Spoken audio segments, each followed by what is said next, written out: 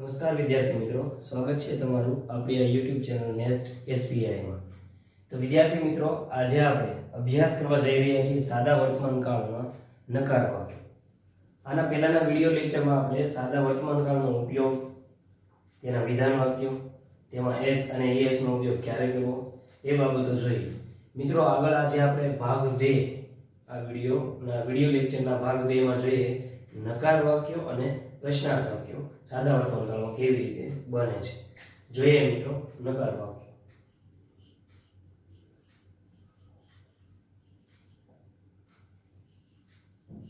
વિદ્યાર્થી મિત્રો, નકાર વાક્ય બનાવતા પહેલા આપણે બે એક્ઝામ્પલ લખી હકાર વાક્યના કે Rohan brings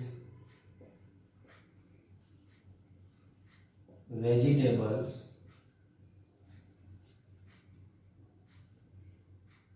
every day.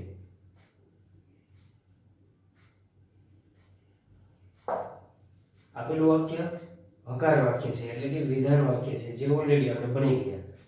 Rohan brings એટલે કે લાવે છે વેજીટેબલ્સ શાકભાજીઓ એવરી ડે એટલે કે દરરોજ. રોહન દરરોજ શાકભાજીઓ લાવે છે. Amit and Amita play football daily. બીજું વાક્ય છે Amit and Amita play football daily. તો વિદ્યાર્થી મિત્રો, અહીંયા કીધું છે કે બંને દરરોજ ફૂટબોલ રમે છે. તો આપણી પાસે અહીંયા બે વિધાન વાક્યો છે. આપેલા બંને વિધાન વાક્યોને આપણે નકાર વાક્યમાં કેવી રીતે ફેરવવા એ જોવાનું છે. એટલા માટે મેં અહીંયા વિધાન વાક્ય લખ્યા છે. પરંતુ એની પહેલા મિત્રો ખાસ તમને ખ્યાલ હોવો જોઈએ કે નકાર વાક્ય બનાવવા માટે સાદા વર્તમાન કાળમાં, વિદ્યાર્થી મિત્રો અહીંયા મેં ટૂંકમાં લખ્યું છે, આનો મતલબ સમજો. સાદા વર્તમાન કાળમાં જ્યારે આપણે સાદા વર્તમાન કાળમાં નકાર વાક્ય બનાવવું છે ત્યારની વાત છે કે ત્યારે કાળમાં ટુ ડુ ના રૂપો ડુ અથવા ડઝ નો ઉપયોગ થાય છે. વિદ્યાર્થી મિત્રો, અહીંયા કહ્યું છે કે જ્યારે આપણે સાદા વર્તમાન કાળમાં નકાર વાક્ય બનાવવું છે તો નકાર વાક્ય બનાવવા માટે આપણે કોનો ઉપયોગ કરશું? ડુ અથવા ડઝ. આ ડુ અથવા ડઝ છે એ શું છે? તો એ ટુ ડુ ના રૂપો છે. વિદ્યાર્થી મિત્રો, આ ટુ ડુ નું રૂપ એ શું છે? તો જેવી રીતે ટુ બી, ટુ હેવ ના રૂપો છે એવી જ રીતે ટુ ડુ ના પણ રૂપો છે. સાથે સાથે આપણે ટુ ડુ, ટુ બી અને ટુ હેવ ના સહાયકારક ક્રિયાપદો જે રૂપો છે એનો અભ્યાસ કરીએ કે જેથી તમને ખ્યાલ આવે કે આ ટુ ડુ એકચ્યુઅલીમાં ખરેખર છે શું. વિદ્યાર્થી મિત્રો, આ ટુ ડુ, ટુ બી અને ટુ હેવ દરેક હેલ્પિંગ વર્બ્સ તરીકે ઓળખાય છે અંગ્રેજીમાં, જેને આપણે ગુજરાતીમાં સહાયકારક ક્રિયાપદ કહીએ છીએ. ગુજરાતીમાં આપણે કહીએ છીએ સહાયકારક ક્રિયાપદ. મિત્રો, અહીંયા ધ્યાન આપજો ખાસ. આ દરેક રૂપો હું તમને સાથે સાથે સમજાવી દઉં. ટુ ડુ ના વિદ્યાર્થી મિત્રો બે રૂપો છે, ડુ અને ડઝ. અને ભૂતકાળનું ત્રીજું રૂપ છે એનું નામ છે ડીડ. આમ ટુ ડુ ના કુલ 3 રૂપો છે, પરંતુ આપણે વર્તમાનમાં બે રૂપો જ ઉપયોગ કરીએ છીએ, ડુ અને ડઝ. ડીડ છે સાદા ભૂતકાળમાં વપરાય છે.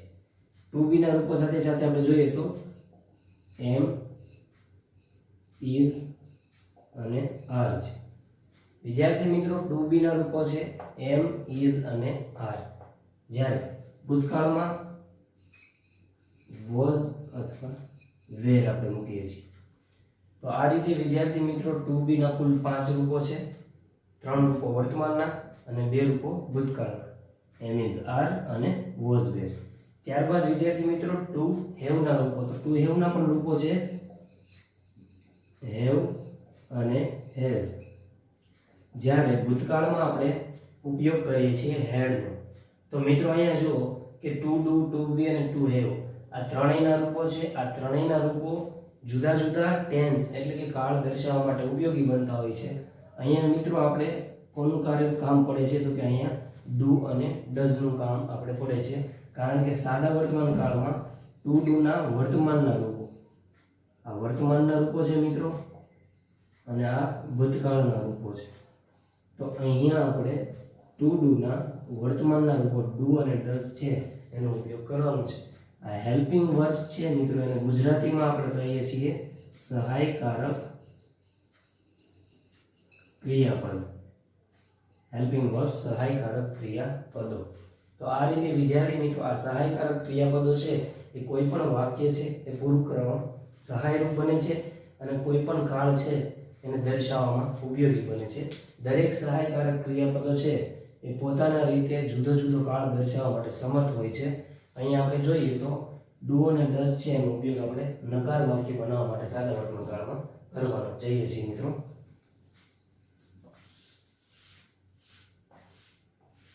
તો અહીંયા મેં તમને વાત કરી સહાયકારક ક્રિયાપદો એ શું છે અને કયું સહાયકારક ક્રિયાપદ છે એ આપણે અહીંયા નકાર વાક્યમાં ઉપયોગી બને છે એની વાત કરી. તો મિત્રો આ ડુ અને ડઝ નો ઉપયોગ નકાર વાક્યમાં થાય છે, પણ આ ડુ અને ડઝ કોની સાથે મૂકી શકાય કે ડુ નો ઉપયોગ તમે કોની સાથે કરી શકો અથવા ડઝ નો ઉપયોગ તમે કોની સાથે કરી શકો? તો ખાસ ધ્યાન આપો, આપણે એના ઉપયોગ ઉપર જરાક ફોકસ કરીએ મિત્રો કે આ ટુ ડુ ના જે રૂપો છે એનો ઉપયોગ કોની યાદ થાય છે?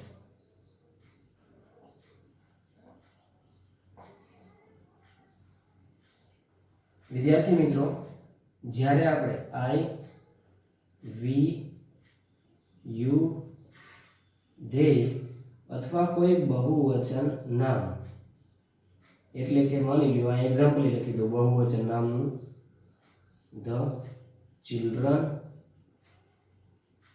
અથવા students,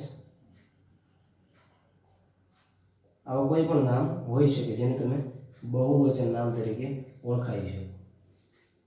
I we you they બહુવચન નામ એટલે કે ધ ચિલ્ડ્રન અથવા તો ધ સ્ટુડન્ટ્સ.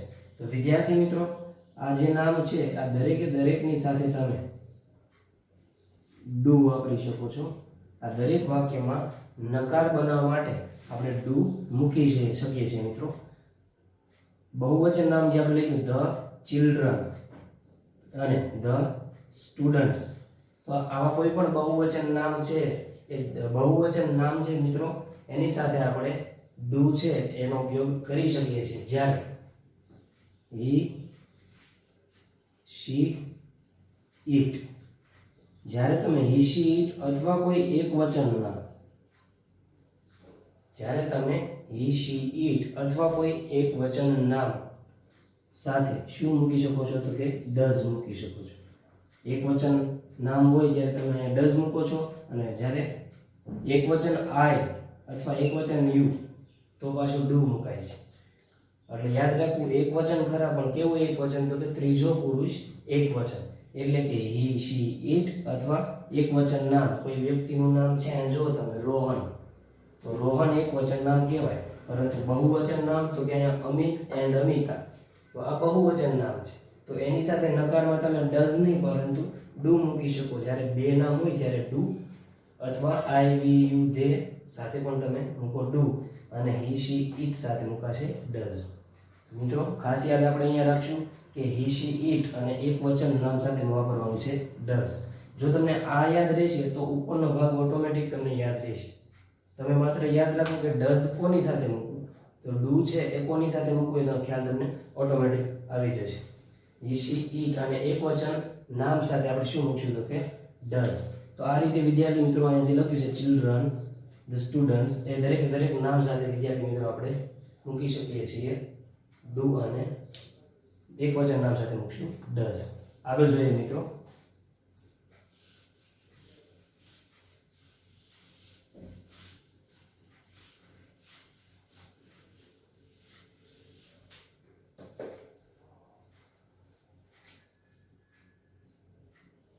આપણે એ વસ્તુ નોટ કરી લઈશું સાથે સાથે કે આઈ વી યુ તે અને બહુવચન નામ.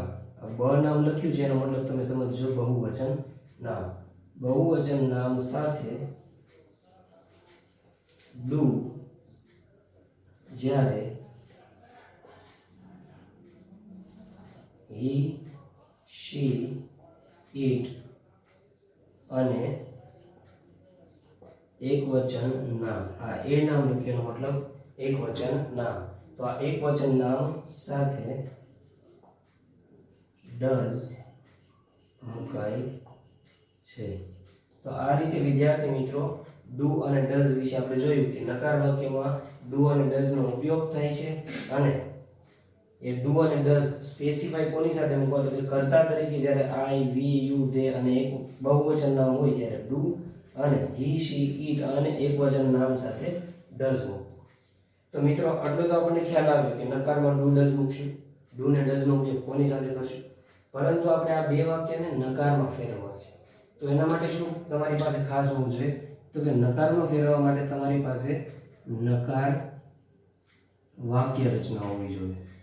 નકાર વાક્ય રચના. વિદ્યાર્થી મિત્રો આપણે નકાર વાક્ય રચના નોટ કરીએ. સૌપ્રથમ આપણે મૂકશું કર્તા, ત્યારબાદ જેમ વાત કરીએ એમ ડુ અથવા ડઝ.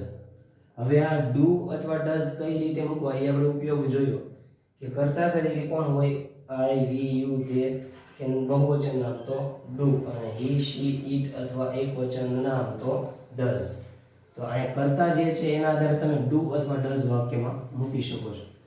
ત્યારબાદ નકાર હોવાથી મૂકવાનું નોટ પ્લસ ક્રિયાપદનું મૂળ રૂપ V1.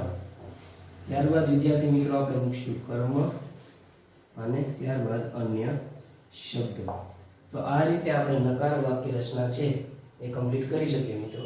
સૌપ્રથમ કર્તા, ત્યારબાદ ડુ અથવા ડઝ, પછી નોટ, ક્રિયાપદનું મૂળ રૂપ એટલે કે V1, કર્મ અને અન્ય શબ્દ. મિત્રો એક બીજી વસ્તુ તમારે આમાં નોટ કરવાની છે કે નકાર વાક્ય જ્યારે આપણે બનાવીએ છીએ ત્યારે નકાર વાક્ય ક્રિયાપદનું મૂળ રૂપ મૂકીએ છીએ અને ક્રિયાપદના મૂળ રૂપને અહીંયા જે વિધાન વાક્યમાં આપણે એસ અને એસ લગાડતા હતા, જેમ કે અહીંયા બ્રિંગમાં લખ્યું છે એસ, તો ક્રિયાપદના મૂળ રૂપને એસ કે એસ નકાર વાક્યમાં લાગતા નથી. એ ખાસ યાદ રાખવાનું છે કારણ કે નકાર વાક્યમાં આપણે ડઝ મૂકીએ છીએ. નકાર વાક્યમાં આપણે ઓલરેડી શું મૂકીએ છીએ ડઝ. તો આપણે આગળ જોઈશું નોંધમાં, પણ તમે યાદ રાખજો કે જ્યારે ડઝ મૂકો છો હી શી ઇટ સાથે ડઝ મૂકો છો ત્યારે ડુ શબ્દને જોઈ શકો તમે કે ડુ લખ્યું છે, ડુ ને લાગ્યા છે ઈ અને એસ. મિત્રો અહીંયા એસ કે ઈએસ નો ઈએસ વાળો નિયમ આવી ગયો છે કે ડુ ને ઈએસ લાગી ગયા છે એટલે બીજી વખત આપણે ક્રિયાપદના મૂળ રૂપને એસ કે ઈએસ લગાડવાના રહેતા નથી. એમ છતાં આપણે નોંધમાં લખીશું, માત્ર તમે ત્યારે યાદ રાખી લો કે જ્યારે તમે ડઝ મૂકો છો અથવા તો હી શી ઇટ અથવા એકવચન નામ ત્રીજા પુરુષનું આપ્યું હોય તો તમારે ક્રિયાપદને એસ કે ઈએસ લગાડવાના નથી, માત્ર ડઝ છે એને લાગે છે એટલા માટે. આગળ જોઈએ મિત્રો આપણે એક્ઝામ્પલ. વિદ્યાર્થી મિત્રો આપણું પહેલું વાક્ય Rohan brings vegetables every day. તો જરા યાદ કરો એ વાક્ય રચના મુજબ કે રોહન છે એ વાક્યનો કોણ છે તો કે વાક્યનો કર્તા. ત્યારબાદ ક્રિયાપદનું મૂળ રૂપ તો કે બ્રિંગ, એને શું લાગેલું છે તો એસ, કારણ કે વિધાન વાક્યમાં ક્રિયાપદ ને એસ કે ઈએસ લાગે છે જ્યારે કર્તા તરીકે ત્રીજો પુરુષ આપેલો હોય અને એક વચન આપેલું હોય તો અહીંયા એસ લાગેલું છે. પછી વેજીટેબલ છે, શું લેવા જાય છે તો કે વેજીટેબલ લેવા જાય છે. તો શું પૂછતા આપણને કર્મ મળે છે, એનો મતલબ અહીંયા વેજીટેબલ્સ છે કર્મ છે અને એવરી ડે એ આપણો ચાવીરૂપ શબ્દ છે એટલે અન્ય શબ્દ તરીકે એને ગણાય છે. હવે એ વાક્યને આપણે નકારમાં કરીએ તો રોહન છે તો કે અહીંયા પણ વાક્ય રચના આપણે જોઈએ કે પહેલા કોને મૂકવાનું છે તો કે કર્તાને, તો લખો કર્તાનું નામ રોહન. ત્યારબાદ આપણે મૂકવાના છે ડુ અથવા ડઝ. તો આપણે જેમ જોયું યાર કે ડુ ક્યાં મૂકશું અને ડઝ. રોહન છે ત્રીજો પુરુષ અને એક વચન છે અને એક વચન નામ હોવાને લીધે મિત્રો અહીં શું મૂકશું આપણે એક વચન નામ સાથે ડઝ મુકાય છે અને તેથી ડુ અથવા ડઝ માંથી અહીં મૂકશું મિત્રો આપણે ડઝ. અને નકાર વાક્ય હોવાથી ડઝ પછી મુકાશે નોટ, ડઝ નોટ. ત્યારબાદ V1 એટલે ક્રિયાપદનું મૂળરૂપ. આ ક્રિયાપદ જે આપ્યું છે બ્રિંગ્સ, એનું મૂળરૂપ આપણે લખીએ તો શું થશે? તો કે મૂળરૂપ જ છે, માત્ર એસ નહીં લાગે. હકાર વાક્યમાં એસ લાગતો તો વિધાનમાં, જ્યારે નકારમાં એસ કે ઈએસ ક્રિયાપદને લાગતા નથી મિત્રો, કારણ કે ઓલરેડી અહીંયા તમે મૂકો છો એસ કે ઈએસ. ડુ શબ્દ સાથે લાગી ગઈ છે આ ઈએસ, અને બીજી વાર એટલા માટે આ એસ કે ઈએસ લાગતા નથી. રોહન ડઝ નોટ બ્રિંગ, ત્યારબાદ લખો ડઝ નોટ V1 મૂક્યા, ત્યારબાદ મૂકો કર્મ વેજીટેબલ્સ એવરી ડે. અન્ય શબ્દ છે આપણી પાસે એવરી ડે. તો આ વાક્ય નકાર બને છે મિત્રો, કે રોહન દરરોજ શાકભાજી લાવતો નથી. તો આ રોજબરોજની ક્રિયા છે એ દર્શાવવા આપણે સાદો વર્તમાન કાળના વિધાન વાક્ય અને નકાર વાક્યને મિત્રો દર્શાવેલું છે, તો રીડ કરો. પણ જ્યારે આપણે ડઝ મૂકો છો ત્યારે ક્રિયાપદને એસ કે એસ લાગતા નથી. મિત્રો જો એવું યાદ ન રહે તો એટલું યાદ રાખજો કે નકાર વાક્ય જ્યારે આપેલું હોય ત્યારે તમારે ક્રિયાપદને એસ કે ઈએસ લગાડવાના નથી. વાક્ય નંબર 2 જોઈએ મિત્રો આપણે. તો બીજું વાક્ય છે Amit and Amita play football daily. Amit અને અમિતા ડેઈલી ફૂટબોલ રમે છે. તો વાક્ય નકારમાં શું બનશે? તો કે સૌપ્રથમ કર્તા મૂકો. તો કર્તા કોણ છે આપણી પાસે? તો કે અમિત એન્ડ અમિતા. ત્યારબાદ વિદ્યાર્થી મિત્રો ડુ મૂકશો કે ડઝ? તો કે અહીંયા એક વચન નામ નથી, અહીંયા બહુવચન નામ છે. અમિત અને અમિતા એમ બહુવચન નામ બને છે, અને બહુવચન નામ હોવાને લીધે વિદ્યાર્થી મિત્રો અહીંયા શું મુકાશે? તો કે ડુ મુકાય છે. એટલે મૂકશો ડુ. નકાર હોવાથી શું મુકાશે? ડુ સાથે ડુ નોટ. V1 મૂકીએ. V1 આપણું અહીંયા શું છે? તો કે પ્લે. તો અહીંયા લખાશે મિત્રો પ્લે. અને કર્મ, શું રમતા નથી, શું પૂછતા મળશે આપણને? કર્મ. તો અહીંયા મિત્રો આપણે કર્મ લખશું ફૂટબોલ. અને ત્યારબાદ અન્ય શબ્દ અહીંયા જે આપેલો છે ડેઈલી, એ આપણો અન્ય શબ્દ છે, મૂકશું અહીંયા ડેઈલી. આવી રીતે મિત્રો આપણે નકાર વાક્ય બને છે કે Amit and Amita do not play football daily. તો મિત્રો આ રીતે આપણે બે વિધાન વાક્ય છે અને નકારમાં ફેરવ્યા. એમાં માઇનોર ચેન્જીસ કર્યા છે, પણ એ ખૂબ જ મહત્વના છે. ધ્યાન આપવું કે આપણે શું મૂક્યું? તો કે ડઝ નોટ. કરતા પછી મૂક્યું ડઝ નોટ, અને અમિતા અહીંયા કરતા પછી તમે મૂકો છો ડુ નોટ. તો આવી રીતે વિદ્યાર્થી મિત્રો ડઝ નોટ અને ડુ નોટ કરતા પછી મૂકીને તમે વાક્યને નકારમાં ફેરવી શકો છો. યાદ રાખવું કે આ ડઝ નોટ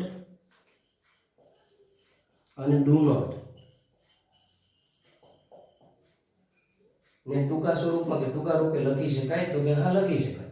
ડઝ નોટ નું ટૂંકું રૂપ મિત્રો શું થાય છે? તો કે ડઝ નોટ નું ટૂંકું રૂપ થાય છે ડઝન્ટ. શું થશે? ડઝન્ટ. તમારે શું માત્ર કરવાનું છે? તો કે ડઝ લખો, એન લખો, ત્યારબાદ ઓ ને દૂર કરીને એ ફર્સ્ટ ઓફ યુ ટી મૂકો. અને એવી જ રીતે ડોન્ટ નું થાય છે, ડુ નોટ નું થાય છે ડોન્ટ. તો આમ ડઝ નોટ અને ડુ નોટ ના સ્થાને તમે ડઝન્ટ અથવા ડોન્ટ પણ લખી શકો છો વિદ્યાર્થી મિત્રો. તો આવી રીતે મિત્રો આપણે જોયું કે વાક્ય કઈ રીતે નકારમાં ફરે છે. સાથે સાથે એક વસ્તુ નોટ કરી લ્યો તમે કે આપણે એક નોંધ લખી લો મિત્રો.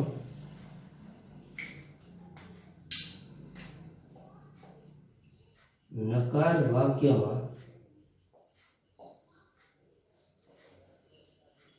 ક્રિયાપદના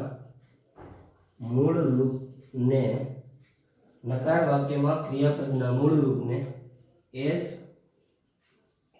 કે ઈએસ પ્રત્યય લાગતા નથી. મિત્રો જેમ આપણે વાત કરીએ એમ કે ડઝ શબ્દ છે એ ડુ જ છે, ડુમાંથી જ બન્યો છે, ડુ ને લાગેલા છે ઈએસ. એટલા માટે અહીંયા ઈએસ આવી જવાથી હી શી ઈટ સાથે જે આપણે એસ કે ઈએસ એટલે હી જો એટલે કે રોહન છે એ છે તો એસ મૂકતા, પરંતુ વિધાનમાં મૂકતા. અહીંયા હી શી ઈટ સાથે તમે ડઝ મૂકો છો, ડઝમાં ઈએસ આવે છે, અને ઈએસ આવી જવાને લીધે જ તે મિત્રો આપણે આગળ ક્રિયાપદને એસ કે ઈએસ નકારમાં મૂકશું નહીં. તો આ રીતે નકાર વાક્ય છે મિત્રો બને છે. આગળ જોઈએ આપણે કે કઈ રીતે આપણે નકાર વાક્યના કોઈ એક્ઝામ્પલ છે લખી શકીએ મિત્રો. તો મિત્રો હવે આપણે જોઈએ કે વાક્યોને નકારમાં કઈ રીતે ફેરવવા અને નકાર વાક્ય કઈ રીતે આપણે લખી શકીએ. તો અહીંયા વિદ્યાર્થી મિત્રો તમે જોઈ શકો છો કે 5 વિધાન વાક્યો આપણે લખેલા છે. અહીંયા 5 વિધાન વાક્યો જે આપ્યા છે એ પાંચે પાંચને આપણે નેગેટિવ સેન્ટેન્સીસ એટલે કે નકાર વાક્યમાં ચેન્જ કરવાના છે. નેગેટિવ સેન્ટેન્સ છે આ પાંચે પાંચ જે એસર્ટિવ છે વિધાન છે એ એસર્ટિવને આપણે નેગેટિવમાં ચેન્જ કરવાના છે. જોઈએ મિત્રો, અહીંયા આપ્યું છે રામન સિંગ્સ અ સોંગ એવરી ડે. રામન દરરોજ ગીત ગાય છે. આ જ વાક્યને આપણે નકારમાં લખવાનું છે કે રામન દરરોજ ગીત ગાતો નથી. તો જેમ આપણે વાક્ય રચના જોઈ હતી એમ જોઈએ તો સૌપ્રથમ આપણે લખવાનું છે કોને, તો કે કર્તાને, રામન. ત્યાર પછી કર્તા મુજબ ડુ કે ડઝ મૂકવાનું. તો રામન છે એ ત્રીજો પુરુષ એકવચન હી શી ઈટ માંનો એક છે. તો અહીંયા મિત્રો આપણે મૂકશું ડઝ, અને નકાર હોવાથી ડઝ ની સાથે મુકાશે નોટ. જો તમે ટૂંકા રૂપમાં લખો ડઝન્ટ તો પણ ચાલે. Raman does not. ત્યારબાદ ક્રિયાપદનું મૂળ રૂપ. તો મિત્રો ક્રિયાપદ અહીંયા છે ગીત ગાવું, સિંગ, ટૂંકમાં ગાવું, ગીત નહીં પરંતુ માત્ર સિંગ એટલે કે ગાવું. તો ગાવું શબ્દ છે એને એસ જે લાગ્યો છે સિંગ્સ, અહીંયા માત્ર આપણે મૂળ રૂપ જ લખશું, કારણ કે નકાર વાક્યમાં આપણે જોયું કે ક્રિયાપદને એસ કે ઈએસ લાગતા નથી, એટલે નકારમાં તમારે એસ લગાડવાનો નથી, માત્ર વિધાનમાં જ એસ ઈએસ રહે છે. નકારમાં તમે જુઓ તો કે ઈશી ઈટ એટલે કે ત્રીજા પુરુષ સાથે એસ કે ઈએસ આપણે મૂકીએ છીએ ડઝ શબ્દમાં. તમે જુઓ અહીંયા ડઝ ને ઈએસ લાગેલો છે, એટલે બીજી વખત તમારે અહીંયા એસ લગાડવાનું નથી. ત્યારબાદ આગળનું વાક્ય લખી લો, કર્મ અને અન્ય શબ્દ. તો કે શું ગાય છે, અ સોંગ, આ કર્મ છે, અને એવરી ડે એ આપણે ચાવીરૂપ શબ્દ કે અન્ય શબ્દ તરીકે ઓળખાવી શકો છો મિત્રો. તો આ રીતે વિદ્યાર્થી મિત્રો Raman does not sing a song every day નકાર વાક્યમાં આપણે ફેરવીએ. બીજું વાક્ય જોઈએ, આઈ પ્લે ચેસ ડેઈલી. હું દરરોજ ચેસ રમું છું. તો આ દરરોજ ચેસ નથી રમતો એવું બનાવવાનું છે આ વાક્યને આપણે. તો સૌપ્રથમ લખો કર્તા. આઈ છે તો આઈ ની સાથે શું મુકાશે, ડુ અથવા ડઝ. શું મૂકશો તમે, તો કે મુકાશે ડુ. આઈ ડુ, નકાર છે એટલે મૂકવાનું નોટ, અને ડુ નોટ નું ટૂંકું રૂપ શું થશે, don't. I do not play chess daily. હું ડેઈલી ચેસ રમતો નથી. વાક્ય 3, the students write homework daily. વિદ્યાર્થીઓ દરરોજ હોમવર્ક કરે છે. આ વાક્યને આપણે હવે નકારમાં લખવાનું છે. તો નકારમાં લખતા શું બનશે, તો સૌપ્રથમ મૂકીએ કરતા ધ સ્ટુડન્ટ્સ. વિદ્યાર્થી મિત્રો સ્ટુડન્ટ એકવચન છે, સ્ટુડન્ટ્સ બહુવચન છે. તો એવી ભૂલ ન કરતા કે એસ છે એ દૂર કરી દેવું. મોટાભાગના વિદ્યાર્થીઓ એવું વિચારતા હોય છે કે એસ છે એ લાગતો નથી, એસ નકાર વાક્યમાંથી દૂર થાય છે. હા, એ વાત સાચી છે કે એસ કે ઈએસ દૂર થાય, પરંતુ આ એસ કે ઈએસ માત્ર કોને નથી લાગતા, તો કે વાક્યમાં આપેલા વર્બને એટલે કે ક્રિયાપદ. વાક્યમાં આપેલું નાઉન જે હોય છે મિત્રો, સ્ટુડન્ટ્સ કે એવું કોઈ પણ બહુવચન નામ, તો નામની પાછળ જે એસ કે એસ છે એ દૂર કરવાનો નથી, એટલે સ્ટુડન્ટ્સ નું સ્ટુડન્ટ્સ જ રહે છે, એમાંથી એસ દૂર ન કરતા ભૂલથી પણ. ત્યારબાદ લખો ડુ કે ડઝ. તો હું કહેશે અહીંયા ડુ, નકાર હોવાથી do not. The students do not write homework daily. તો આવી રીતે વિદ્યાર્થી મિત્રો આ વાક્ય છે એ નકારમાં આપણે કહી શકીએ, the students do not write homework daily. વાક્ય 4, Monika visits her village every Sunday. કે મોનિકા દર રવિવારે તેના વિલેજની મુલાકાત લે છે. તો વાક્યમાં મિત્રો તમે જોઈ શકો કે કર્તા તરીકે શી શબ્દ છે એટલે કે મોનિકા, ત્રીજો પુરુષ એકવચન છે. તો મિત્રો આ મોનિકા નામ હોવાને લીધે અહીંયા ક્રિયાપદને એસ લાગેલો છે વિધાન વાક્યમાં. નકારમાં જ્યારે આપણે લખશું ત્યારે વિઝિટ્સ લખશું નહીં, પરંતુ વિઝિટ લખશું, કારણ કે આપણે મોનિકા સાથે શું મૂકીએ છીએ, ડઝ, એટલે કે ત્રીજા પુરુષ સાથે આપણે મૂક્યું ડઝ. ડઝમાં ઈએસ આવે છે મિત્રો, એટલા માટે વિઝિટ શબ્દને આપણે માત્ર શું લખશું, વિઝિટર છે, એસ લગાડશું નહીં. Monika does not visit her village, આગળ વાક્ય જેમ છે એમ લખી લ્યો, હર વિલેજ એવરી સન્ડે, કે દર રવિવારે મોનિકા તેના ગામની મુલાકાત લેતી નથી. અને વાક્ય 5 મિત્રો, I like to watch movie, મને મૂવી જોવા પસંદ છે. આપણે આ બહુવચનમાં વાક્ય લખવું જોઈએ ખરેખર કે મને મૂવીઝ જોવા પસંદ છે. તો આ જ વાક્યને મિત્રો આપણે નકાર વાક્યમાં ફેરવવું તો શું કહીશું?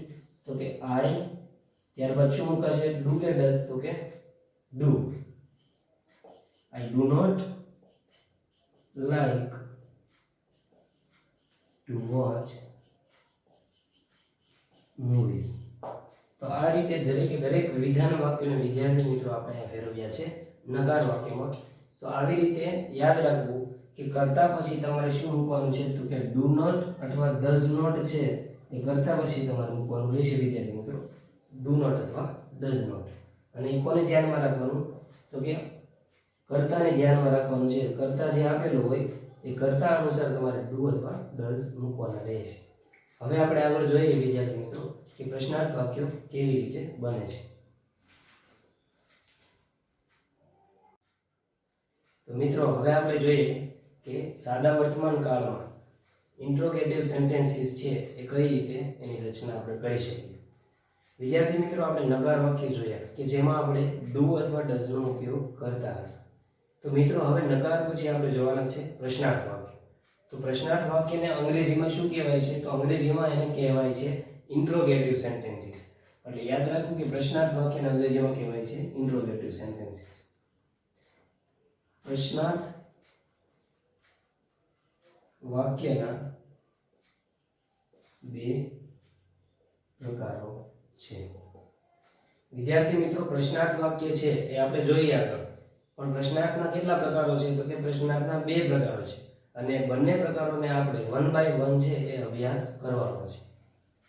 પહેલો પ્રકાર જે છે એને મિત્રો અહીંયા આપણે લખીશું સાદા પ્રશ્નાર્થ વાક્યો તરીકે. જ્યારે બીજો જે પ્રકાર છે એનું નામ છે WH હાઉ પ્રશ્નાર્થ વાક્ય. વિદ્યાર્થી મિત્રો આવી રીતે પ્રશ્નાર્થ વાક્યો છે એના બે પ્રકારો પડતા હોય છે. એક છે સાદા પ્રશ્નાર્થ વાક્યો અને બીજા છે WH કે હાઉ શબ્દો વડે શરૂ થતા પ્રશ્નાર્થ વાક્યો, જેને આપણે ટૂંકમાં કહી શકીએ WH હાઉ પ્રશ્નાર્થ વાક્યો. તો અહીંયા આપણે પહેલા પ્રકારનો અભ્યાસ કરવાનો છે. મિત્રો યાદ રાખજો કે વાક્યના જે જુદા જુદા પ્રકારો છે, વિધાન વાક્યો, નકાર વાક્યો, ઉદ્ગાર વાક્ય, આજ્ઞાર્થ વાક્ય અને પ્રશ્નાર્થ વાક્ય. એમાં પ્રશ્નાર્થ વાક્યના પાછળ બે પેટા પ્રકારો છે, સાદા પ્રશ્નાર્થ વાક્યો અને WH આવથી શરૂ થતા પ્રશ્નાર્થ વાક્યો. તો આ બંને પ્રકારોનો અભ્યાસ આપણે આગળ કોઈ પણ જે ટેન્સ છે એ કરશું, કોઈ પણ કાળ આગળ ભણશું તો એ દરેક કાળમાં બંને પ્રકારો છે એ આવતા હોય છે. અહીંયા આપણે આ બંને પ્રકારો જેમ જોઈએ છે એમ આગળ પણ બીજા કાળમાં આવી જ રીતે આપણે જોઈશું. તો યાદ રાખવા કે બે પ્રકારો છે પ્રશ્નાર્થ વાક્યોના, એક છે સાદા પ્રશ્નાર્થ અને બીજા છે WH આવથી શરૂ થતા પ્રશ્નો. પહેલાનો અભ્યાસ આપણે કરવાનો છે તો લખીએ પહેલું સાદા પ્રશ્નાર્થ વાક્ય. વિદ્યાર્થી મિત્રો સાદા પ્રશ્નાર્થ વાક્ય.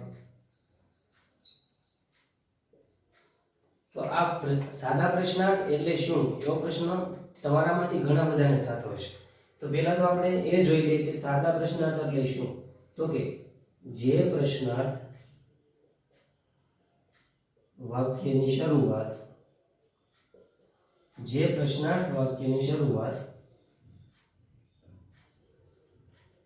સહાયકારક ક્રિયાપદથી થતી હોય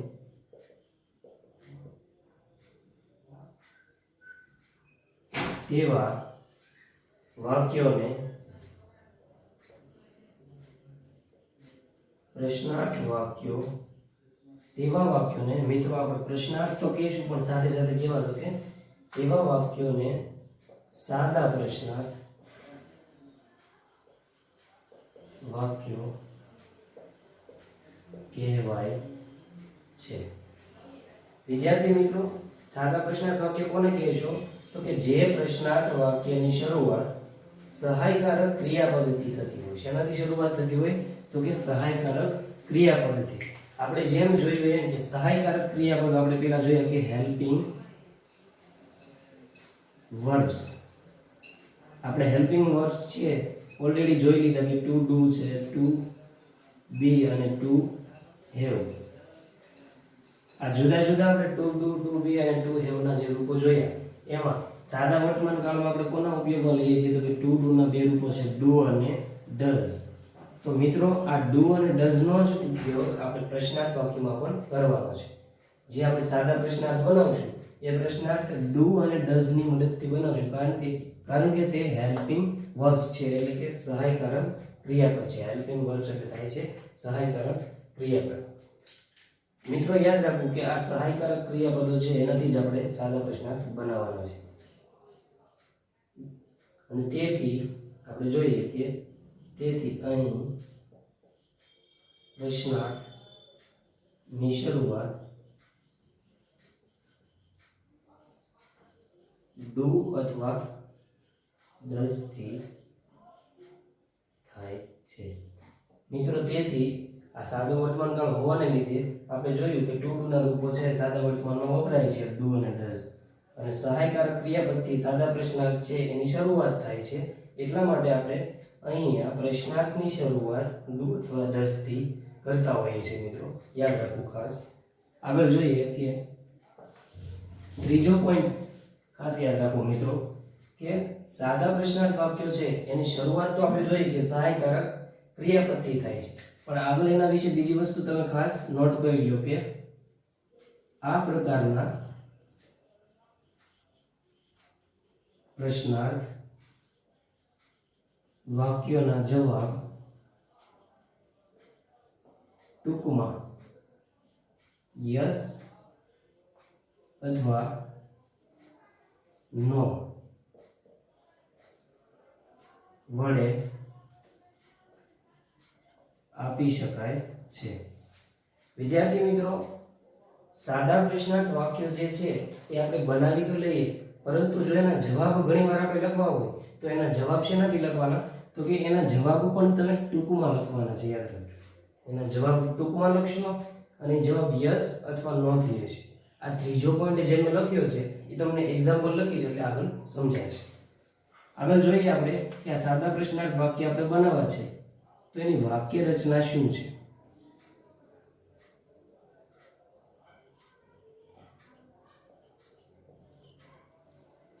વિદ્યાર્થી મિત્રો, અહીંયા જે વાક્ય રચના એવું મેં લખેલું છે, તો તમારે વાક્ય રચના માત્ર ને માત્ર એક જ યાદ રાખવાની છે. વિધાન વાક્યને યાદ રાખશો, વિધાનમાંથી તમને નકારને યાદ રહેશે, વિધાનમાંથી જ તે તમને સાદા પ્રશ્નાર્થને યાદ રહેશે.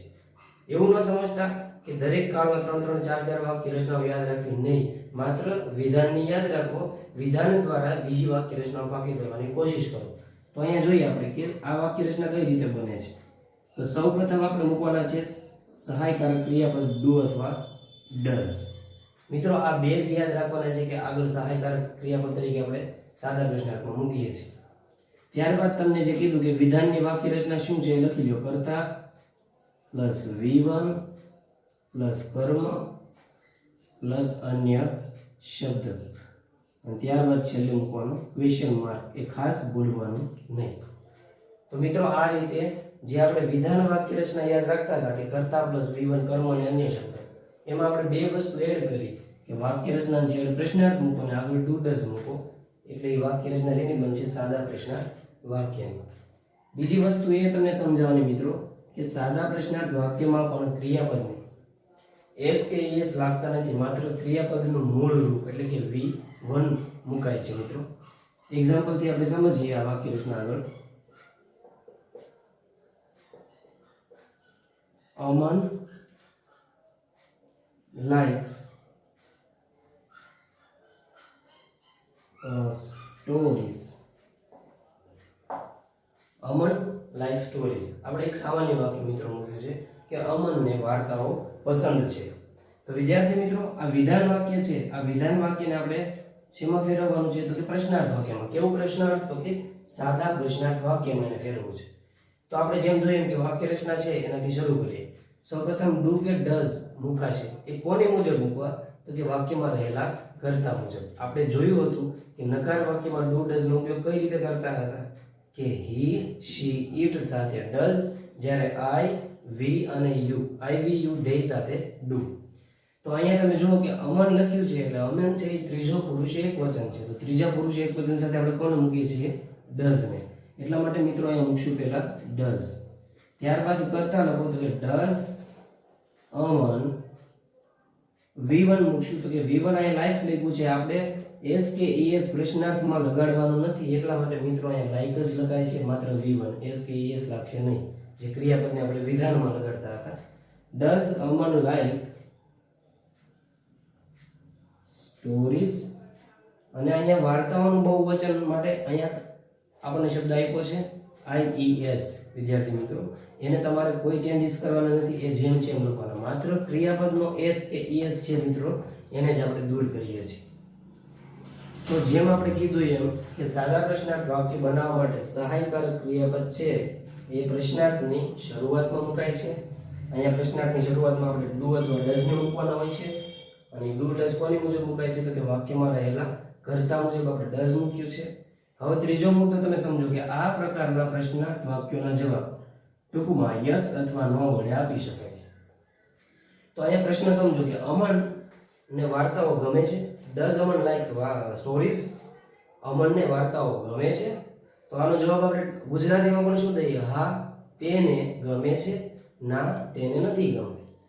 તો જ્યારે આપણે જવાબ દઈશું ત્યારે એ વ્યક્તિનું નામ પણ બોલતા નથી, માત્ર એ વ્યક્તિ જે પ્રશ્નાર્થમાં જેનો આપણે એક વખત ઉલ્લેખ કરી દીધો છે એના માટે આપણે સર્વનામ લખશું. હા, તેને ગમે છે. તે એટલે કોણ? તો કે હી. એટલે કે શરૂઆત આપણે કરી યસ થી. તો આવો જવાબ યસ થી કઈ રીતે લખાય તો કે યસ હી. અને ગમે છે એવું કહેવા માટે મિત્રો માત્ર તમારે મૂકવાનું છે સહાયકારક ક્રિયાપદ, જે આપેલું જ છે તમને પ્રશ્નાર્થમાં. Yes he does. અને અહીંયા આનો મતલબ થાય છે હા, તેને ગમે છે. આને કહેવાય છે ટૂંકમાં હકાર. વિદ્યાર્થી મિત્રો, આ જવાબને કહેવાય છે ટૂંકમાં હકાર જવાબ. આવી જ રીતે ટૂંકમાં નકારે જવાબ હોય છે. કદાચ જો એને ન ગમતી હોય તો આપણે શું કહી શકીએ કે ના, તેને ગમતી નથી. તો શું લખાય? નો હી. અને ત્યારબાદ ડઝ નોટ નું જે ટૂંકું રૂપ છે ને એ જ લખવાનું રહે છે મિત્રો. ડઝન્ટ જેને આપણે કહીએ છીએ, ત્યાં તમે ડઝ નોટ નહીં લખી શકો, કારણ કે જવાબ ટૂંકમાં લખવાનો છે. તો ડઝ નોટ નું ટૂંકું રૂપ થાય છે ડઝન્ટ. અહીંયા બંને વાક્યમાં જે હી લખ્યો છે અમન માટે લખ્યો છે, કારણ કે ઓલરેડી પ્રશ્ન પૂછનાર વ્યક્તિ પ્રશ્ન પૂછ્યો છે અને સાંભળનાર વ્યક્તિ જાણે છે કે હી એટલે કોણ. એટલા માટે અહીંયા અમન માટે હી લખીએ છે. કદાચ અહીંયા કોઈ ગર્લનું નામ હોય, કોઈ છોકરીનું, તો શી લખે. જો કોઈ બહુવચન નામ હોય તો આપણે ધેય મૂકે. બરોબર? તો અહીંયા આપણે સર્વનામ મૂકવાના છે. હી, શી, ઇટ અથવા ધેય જેવા સર્વનામો. અને અહીંયા જવાબ છે યસ અને નો ના ટૂંકમાં જે જવાબ આપણે લખેલા છે. વિદ્યાર્થી મિત્રો, આ એક એક્ઝામ્પલ જે જોયું એવા જ આપણે બે એક્ઝામ્પલ આગળ જોઈએ આમાં ને આમાં.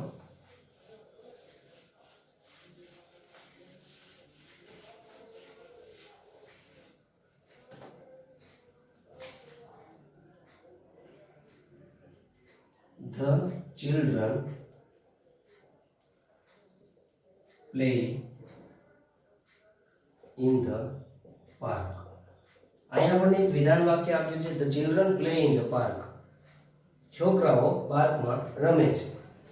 તો આ સાદા વર્તમાન કાળનું વાક્ય છે એમ કઈ રીતે તમે કહી શકો તો કે children કરતા ત્યારબાદ મૂળરૂપ પ્લે. તો કરતા પછી મૂળરૂપ એટલે સબ્જેક્ટ પ્લસ V1. આ વાક્ય રચના કેવી બની તો કે સબ્જેક્ટ પ્લસ V1. આ શું દર્શાવે મિત્રો તો કે સબ્જેક્ટ પ્લસ V1 છે એ આપણે દર્શાવે છે કે વાક્ય વિધાન સાદા વર્તમાન કાળનું વિધાન વાક્ય છે. આને આપણે સાદા પ્રશ્નાર્થમાં ફેરવવા માટે તો કે સાદા પ્રશ્નાર્થમાં ફેરવવા માટે વાક્ય રચના જો ડુ ડઝ, ત્યારબાદ કરતા, V1 કર્મ, અને શબ્દ અને ક્વેશ્ચન માર્ક. તો ડુ ડઝ માંથી શું મુકાશે મિત્રો તો કે ચિલ્ડ્રન એકવચન નામ છે કે બહુવચન નામ છે તો કે ચિલ્ડ્રન એટલે કે થાય છોકરાઓ. તો એ બહુવચન નામ છે. બહુવચન હોવાને લીધે શું ત્યાં મૂકશો તમે? ડુ મૂકશો. ડુ ત્યારબાદ લખો કરતા. ધ માં છે ટી કેપિટલ નહીં કરવો બીજી વખત યાદ રાખજો. Do the children play in the park? તો આ આપણો પ્રશ્નાર્થ બને છે સાદો પ્રશ્નાર્થ. Do the children play in the park? છોકરાઓ પાર્કમાં રમે છે. છોકરાઓ પાર્કમાં રમે છે, આવો પ્રશ્નાર્થ વાક્યનો ટોન છે મિત્રો. તો આનો જવાબ આપણે કઈ રીતે આપીએ? તો કે હા તેઓ રમે છે. અને જો ન રમતા હોય તો તમે શું કહો? ના તેઓ નથી રમતા. તો જો હા તેઓ અથવા ના તેઓ, તો મિત્રો આપણે તેઓ માટે સર્વનામ અહીં લખીએ છીએ ધે. આ ચિલ્ડ્રન માટે શું લખાશે? ધે લખાશે. Yes they. અને ત્યારબાદ પ્લે નથી લખવાનું, પણ શું લખશું? Yes they do. અને નકારમાં કહીશું નો ધે ડોન્ટ. તો આ રીતે વિદ્યાર્થી મિત્રો આપણે જોયું કે યસ અને નો વડે સાદા પ્રશ્નાર્થ વાક્યનો આપણે જવાબ આપ્યો છે, અને એ પણ ટૂંકમાં હકાર અથવા ટૂંકમાં નકાર તરીકે લખેલો છે. તો મિત્રો અહીંયા આપણે સાદા પ્રશ્નાર્થ વાક્ય છે એને અહીંયા પૂર્ણ કરીએ છીએ, અને આગળ બીજો પ્રકાર જોઈએ WH હાવ પ્રશ્નાર્થ વાક્ય. તો મિત્રો આપણે જોઈએ પ્રશ્નાર્થ વાક્યનો બીજો પ્રકાર WH હાવ પ્રશ્નાર્થ વાક્ય. તો આ WH હાવ પ્રશ્નાર્થ વાક્ય એ શું છે?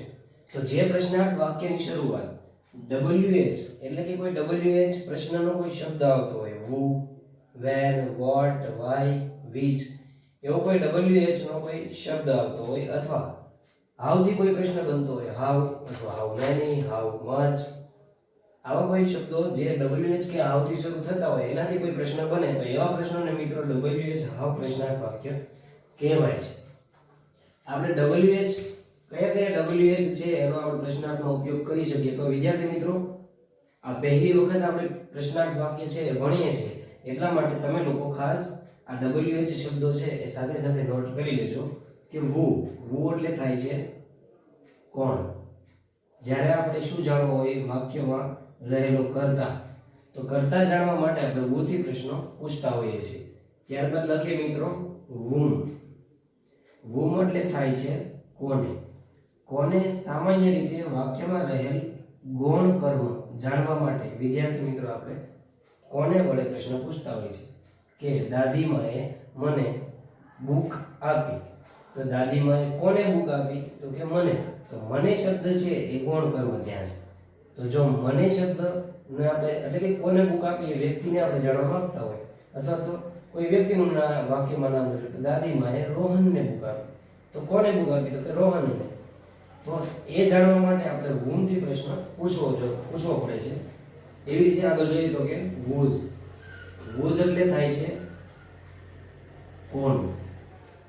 વિદ્યાર્થી મિત્રો whose એ માલિકી જાણવા માટે કે માલિકી પૂછવા માટેનો પ્રશ્ન છે. whose એટલે થાય કોણ, કોના, કોની. એ તો વાક્યમાં જે પ્રશ્ન છે એના ઉપર ડિપેન્ડ કરે છે કે એને તમે કોનું બોલો, કોના બોલો કે કોની. પરંતુ whose એટલે શું? તો કે કોનું. આને આપણે માલિકી અથવા તો સંબંધ, કોના શિક્ષક છે અથવા તો કોનો ભાઈ, કોના બહેન, કોના પપ્પા, એવું પૂછવા માટે પણ આપણે whose શબ્દનો ઉપયોગ કરતા હોઈએ છીએ. આવી રીતે માલિકી અથવા સંબંધ જાણવા માટે whose થી પ્રશ્ન બનતા હોય છે. એવી રીતે મિત્રો આગળ જોતા જઈએ આપણે કે what. what એટલે થાય છે શું. વિદ્યાર્થી મિત્રો આપણે જ્યારે કર્મ જાણવા માંગતા હોય તો પણ આપણે what થી પ્રશ્ન બનાવીએ છીએ. વાક્યમાં કોઈ ક્રિયા જાણવી છે તો ક્રિયા જાણવા માટે પણ શું થી પ્રશ્ન બને છે. જેમ કે આપણે એવું જાણવા માંગતા હોય, માની લો કે વાક્ય આપણી પાસે હોય કે રોહન સફરજન ખાય છે. તો રોહન શું ખાય છે? શું વડે આપણે શું જાણવા માંગીએ છીએ કે રોહન પાસે કોઈ ઓબ્જેક્ટ છે, કોઈ ખાવાનો કોઈ પદાર્થ છે. તો એ પદાર્થ એ આપણું કર્મ છે, સફરજન. તો રોહન સફરજન ખાય છે, શું ખાય છે? તો એ પૂછવા માટે આપણે અંગ્રેજીમાં what વડે પ્રશ્ન પૂછીએ છીએ. એવી જ રીતે કોઈ ક્રિયા જાણવી હોય કે રોહન શું કરે છે, શું કરી રહ્યો છે, એવું પૂછવા માટે પણ આપણે what થી પ્રશ્ન પૂછીએ. શું કરી રહ્યો છે? તો પણ what થી જ બને છે. તો આ રીતે what નો ઉપયોગ થાય છે. આગળ જોઈએ મિત્રો where. where એટલે થાય છે ક્યાં. વિદ્યાર્થી મિત્રો આપણે જ્યારે સ્થળ જાણવું હોય, કોઈ ક્રિયા છે એ ક્યાં થઈ રહી છે, થશે અથવા થઈ હતી, એવી રીતે આપણે કોઈ સ્થળ વિશે પ્રશ્ન પૂછવા માંગતા હોય તો સ્થળ જાણવા માટે where વડે પ્રશ્ન પૂછાય છે. where એટલે મિત્રો થાય છે ક્યાં. આગળ જોઈએ તો where પછી છે when. જ્યારે આપણે when વડે પ્રશ્ન પૂછીએ ત્યારે when નો મતલબ થાય છે ક્યારે. એનો મતલબ આપણે કોઈ ક્રિયાનો સમય જાણવામાં આવે છે. જ્યારે કોઈ ક્રિયાનો સમય આપણે જાણવો હોય ત્યારે પ્રશ્ન પૂછે છે when થી. ત્યારબાદ મિત્રો જોઈએ which. which એટલે થાય કયું. જ્યારે આપણે વિકલ્પોની પસંદગી કરવી હોય ત્યારે આપણે which વડે પ્રશ્ન પૂછી શકીએ.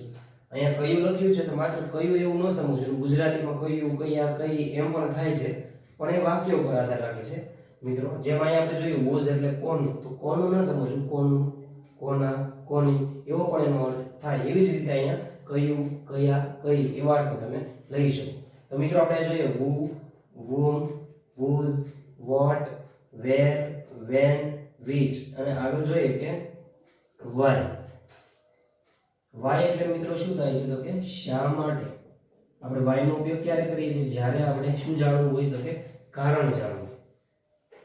કોઈ ક્રિયાનું કારણ જાણવા માટે આપણે why વડે પ્રશ્ન પૂછતા હોઈએ છીએ. તો આવી રીતે વિદ્યાર્થી મિત્રો આપણે જોઈ શકીએ છીએ કે 1 2 3 4 5 6 7 અને 8 આ 8 WH પ્રશ્નાર્થ શબ્દો અહીંયા આવી ગયા છે. આ 8 વિદ્યાર્થી મિત્રો તમે નોટ કરી લો WH પ્રશ્નાર્થ શબ્દો કે જેના વડે આપણે પ્રશ્ન પૂછીએ છીએ. who તો કે કરતા જાણવા માટે. જ્યારે કરતા આપણે કોઈ ક્રિયાનો જાણવો હોય કે રોહન સફરજન ખાય છે, તો રોહન ને કરતા તરીકે આપણે પૂછવા માંગતા હોય કે કોણ સફરજન ખાય છે કોઈ, તો ત્યાં કરતા તરીકે આપણે જાણવા માટે પ્રશ્ન whoથી પૂછ્યું કે કોણ સફરજન ખાય છે. would eats an apple. પછી whom એટલે કે કોને, whose તો કે કોનું, what શું, where ક્યાં, when ક્યારે, which કયું અને why એટલે શા માટે. આ 8 WH પ્રશ્નો છે એ ખાસ તમે ધ્યાન આપજો. આ WH આપણે જોયા, આપણે હાવથી પણ અમુક એવા શબ્દો જોઈએ કે કેવા શબ્દો વડે પ્રશ્ન હાવથી બનતા હોય છે. તો મિત્રો હાવ એટલે થાય કેવું. હાવ એટલે થાય છે કેવું. જ્યારે આપણે કોઈ પદાર્થ કે કોઈ વસ્તુ કે કોઈ ચીજ વસ્તુ અથવા કોઈ વ્યક્તિ કેવો છે, કેવી છે એવું જાણવું હોય તો હાવ વડે આપણે પ્રશ્ન પૂછી શકીએ.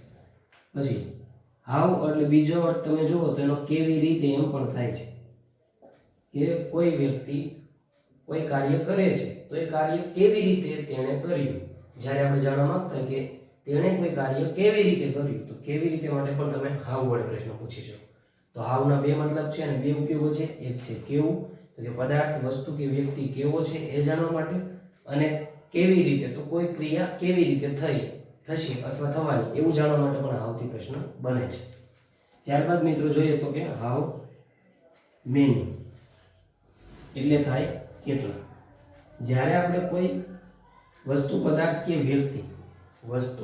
કે વ્યક્તિની સંખ્યા જાણવી હોય ત્યારે આપણે હાવ મેની એટલે કે કેટલા વડે પ્રશ્ન પૂછી શકીએ છીએ. કે કેટલી સ્કૂલ છે, કેટલા વિદ્યાર્થીઓ છે, કેટલી બુક્સ છે એવું જાણવા માટે આપણે હાવ મેનીથી પ્રશ્ન પૂછી શકાય છે. એવી જ રીતે મિત્રો છે હાવ મચ. હાવ મચ એટલે થાય છે કેટલું. જ્યારે આપણે કોઈ પદાર્થ કે વસ્તુ કે કોઈ મટીરિયલ પદાર્થ હોય, કોઈ લિક્વિડ સ્વરૂપમાં હોય, કોઈ દ્રવ્ય સ્વરૂપમાં, તો એનો એકમ કેટલો છે, 1 લીટર 2 લીટર, અથવા કોઈ ધાતુ છે તો એ કેટલી છે, કેટલા ગ્રામ છે એવું જાણવા માટે આપણે હાવ મચથી પ્રશ્ન પૂછીએ. ટૂંકમાં જે ગણી શકતા નથી અને એ વસ્તુ કેટલી છે એવું તમારે પૂછવું છે તો એના માટે તમે કેટલું, અને એના માટે એવી કોઈ ચીજ વસ્તુ કે જે એકમમાં આપણે માપતા હોય, જેમ કે માની લો કે ખાંડ અથવા ઘઉં, ચોખા કે કોઈ પણ દ્રવ્ય લિક્વિડમાં આવતી હોય એવો કોઈ પદાર્થ, તો જેને તમે એકમમાં માપો છો એ દરેક વસ્તુને તમે પ્રશ્ન પૂછવા માંગતા કે એ કેટલા પ્રમાણમાં છે તો હાવ મચથી તમે પ્રશ્ન પૂછી શકો. એ જ રીતે આગળ જોઈએ તો ઘણા બધા હાવથી પ્રશ્ન બનતા હોય. હાવ બિગ એટલે કેટલું મોટું. હાવ ડીપ એટલે મિત્રો થાય છે કેટલું ઊંડું.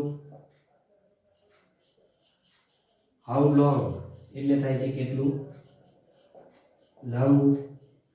અને સમયગાળો જાણવો હોય ત્યારે પણ આપણે મિત્રો હાવ લોંગથી પ્રશ્નો બનાવતા હોય છે કે કેટલા સમયથી કોઈ ક્રિયા ચાલે છે તો પણ હાવ લોંગથી પ્રશ્ન બને છે. તો ટૂંકમાં આવી રીતે WH પ્રશ્નો અને હાવથી શરૂ થતા પ્રશ્નો જે હોય છે એને WH હાવ પ્રશ્નાર્થ વાક્યો કહેવાય છે. મિત્રો આ એક સમજ કેળવી લીજો કે WH અને હાવ એનો ઉપયોગ ક્યારે કરવો, કઈ જગ્યાએ આપણે કયો સાચો WH અથવા કયો સાચો હાવથી શરૂ થતો પ્રશ્ન મૂકવો એ ખાસ યાદ રાખજો. જોઈએ આપણે WH હાવ પ્રશ્નાર્થ વાક્યો કઈ રીતે બનતા હોય છે. તો મિત્રો હવે આપણે જોઈએ WH હાવ પ્રશ્નાર્થ વાક્યો કઈ રીતે બને છે. સૌપ્રથમ આપણે એમાં જોઈએ કે આ પ્રકારના પ્રશ્નાર્થ વાક્યોની વાક્ય રચના કેવી હોય છે. વિદ્યાર્થી મિત્રો, વાક્ય રચના છે એ કોઈ પણ કાળ છે એ શીખવામાં મદદરૂપ બને છે. દરેક કાળમાં જુદી જુદી વાક્ય રચનાઓ વાક્ય અનુસાર હોય છે. આ વાક્ય રચનાઓ જ્યારે પાકી થઈ જાય પછી તમારે વાક્ય રચના જોવાની પણ જરૂર નથી પડે, પરંતુ શીખવા માટે ખાસ તમારે વાક્ય રચના પાકી કરવી પડશે મિત્રો. એટલા માટે ખાસ ધ્યાન આપજો. સૌપ્રથમ તમારે મૂકવાના છે WH હાવ, ત્યારબાદ ડુ અથવા ડઝ મૂકો. અને આ ડુ કે ડઝ છે એ કોની મુજબ મૂકશો તો કે વાક્યમાં રહેલા કર્તા મુજબ. કર્તા જેવો છે વાક્યનો એ મુજબ તમારે ડુ કે ડઝ મૂકવાનો છે.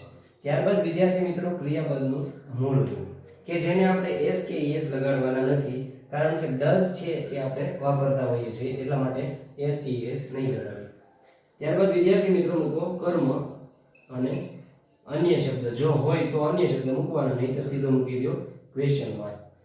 તો આ રીતે આ વાક્ય રચના છે એ WH હાવની બને છે. મારી સાથે એક વખત વાક્ય રચના દરેક બોલો.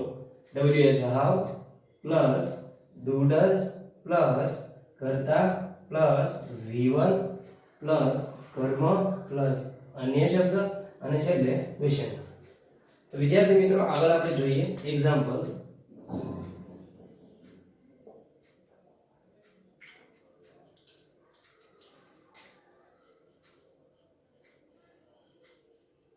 Rohan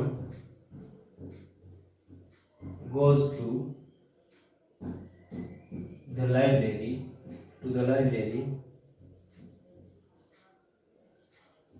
every day. વિદ્યાર્થી મિત્રો અહીંયા એક વાક્ય મેં લખેલું છે Rohan goes to the library every day. આપણે અંડરલાઈન કરીએ રોહનના નામની નીચે. આવી રીતે તમને પ્રશ્ન પૂછાતા હોય છે પરીક્ષામાં કે અંડરલાઈન આપી હોય, એક વિધાન વાક્ય આપ્યું ને એમાં અંડરલાઈન આપ્યું. તો હવે આના પ્રશ્નાર્થ વાક્યમાં આપણે આ વિધાનને ફેરવવાનું છે. તો અંડરલાઈન કરેલો પાર્ટ છે વાક્યમાં કયો ભાગ છે તો એ કર્તા છે. લાઇબ્રેરીએ દરરોજ કોણ જાય છે એવો પ્રશ્ન બને તો આ કર્તાને દૂર કરીને આ પ્રકારનો પ્રશ્ન આપણે બનાવી શકીએ છીએ. પેલું કામ છે તમે ગુજરાતીમાં પ્રશ્ન બનાવો કે લાઇબ્રેરીએ દરરોજ કોણ જાય છે. કોઈ પણ વાક્ય આપેલું હોય તો આપેલા વાક્યને પહેલા ગુજરાતીમાં પ્રશ્ન કઈ રીતે બને અને અંડરલાઈન કરેલો શબ્દ કેવી રીતે દૂર થાય અને યોગ્ય પ્રશ્ન બને એ કરો. ત્યારબાદ વિદ્યાર્થી મિત્રો તમે મૂકો WH કે હાવ. તો કોણ માટે આપણે શું મૂકશું તો કે who. ખાસ તમને પહેલું એક્ઝામ્પલ હું એટલા માટે સમજાવું છું કારણ કે આ વાક્ય રચના કરતા જુદું છે. ધ્યાન આપજો. who, ત્યારબાદ આપણે સીધું મૂકવાનું રહે છે goes. હવે તમને પ્રશ્ન થશે કે વાક્ય રચનામાં તો WH એટલે કે who જે આપણે મૂક્યું, ત્યારબાદ ડુ કે ડઝ આવવું જોઈએ એવું તમને પ્રશ્ન થાય. પરંતુ મિત્રો જ્યારે પ્રશ્નાર્થ વાક્ય who થી બને છે ત્યારે આપેલી વાક્ય રચના છે એને આપણે અનુસરવાની નથી. એ રીતે પ્રશ્ન who થી બનતા નથી. who છે એનાથી જ્યારે તમે પ્રશ્ન બનાવો ત્યારે તમારી પાસે કોણ નથી હોતો તો કે વાક્યમાં રહેલો કર્તા જ નથી હોતો. વાક્યના કર્તાને તો આપણે જાણવા માંગતા હોય છે. જો તમે કર્તાને જાણવા માંગો છો તો તમે ડુ કે ડઝ ન મૂકી શકો, કેમ કે તમારી પાસે કર્તા નથી તો ડુ ડઝ કેવી રીતે હોઈ શકે. એટલા માટે મિત્રો તમારે WH મૂકીને સીધું શું મૂકવાનું છે વાક્યમાં રહેલું V1 મૂકવાનું છે. જ્યારે પ્રશ્નાર્થ વાક્ય who થી બને ત્યારે WH પછી તમારે સીધું મૂકવાનું છે ક્રિયાપદનું મૂળ રૂપ. તો who પછી વિદ્યાર્થી મિત્રો અહીંયા મેં મૂક્યું છે મૂળ રૂપ go. પણ બીજી વસ્તુ અહીંયા V1 કીધું છે, મેં જેમ કહ્યું એમાં વાક્ય રચના લાગુ પડશે નહીં. જ્યારે who થી બને ત્યારે V1 તો મૂકવો જ છો, પણ એને s કે es જે લાગે છે એ ફરજિયાત લગાડવાના છે. who થી પ્રશ્ન બને ત્યારે ડુ ડઝ નથી લાગતા, કર્તા નથી મુકાતો અને ક્રિયાપદને ફરજિયાત s કે es પ્રત્યે સાદા વર્તમાન કાળમાં લાગે છે. યાદ રાખવું મિત્રો, who goes to the library every day. તો આવી રીતે આ પ્રશ્ન બને છે. તો મિત્રો એક નોંધ છે એ ખાસ યાદ રાખજો, એવું લાગે તો નોટ કરી લો કે ગુથી પ્રશ્ન પૂછાય ત્યારે ડુ કે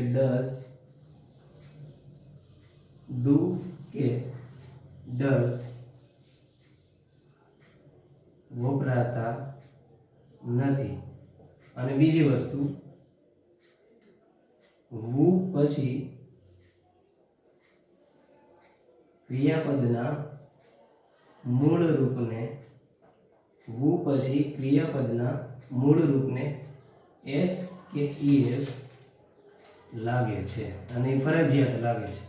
આ એક નોંધ ખાસ મિત્રો યાદ રાખજો કે વુ પછી ડુ કે ડઝ વપરાતા નથી અને વુ પછી ક્રિયાપદના મૂળ રૂપને એસ કે ઈએસ ફરજિયાત લાગે છે. આ માત્ર ને માત્ર એક જ એવો WH છે જેમાં આ નિયમ લાગુ પડે છે.